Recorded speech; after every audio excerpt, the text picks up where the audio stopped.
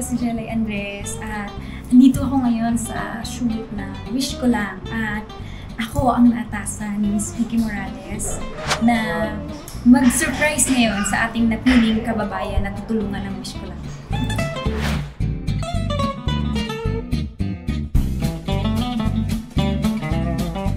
Alam, sobrang saya ko kasi ako yung nandito at napili ni Miss Vicky na pumalit muna sa kanya dahil wala siya ngayon. Masaya ako kasi na-experience ko yung, nakikita ko kasi Wish Ko Lang, diba? Tumutulong talaga sila sa mga tao. Napapanood ko sila na yung reactions ng mga tao, nakakaiyak, nakaka-touch. Tapos ako yung nandun para magbigay ng saya. Nakikita ko mismo yung pakiramdam, yung reaction, yung alam mo yung tears of joy, nakita ko, ako yung nakapagbigay ng saya. Kung baga parang ako yung napaabutan ni Miss Vicky na magbigay ng tulong. So, masaya yung feeling na nandun ako mismo at nakita ko ang experience.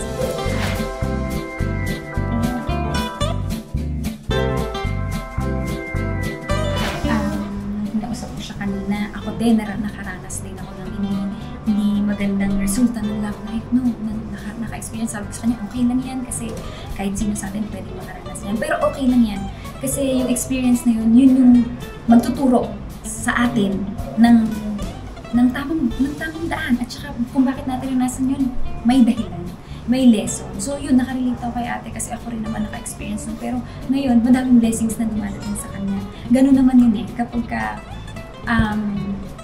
naka-experience ka ng ganun, merong kapalit yun na mas better kung bakit nangyayari yun na binigay sa atin ni God. So katulad yan, masaya ako para kay ate kasi madaming blessings na dumating sa kanya at ngayon nakapag-focus siya kung saan siya muna dapat mag-focus, kung ano yung blessings na hindi niya napansin dati katulad kakasabi niya, hindi niya masyadong alagaan.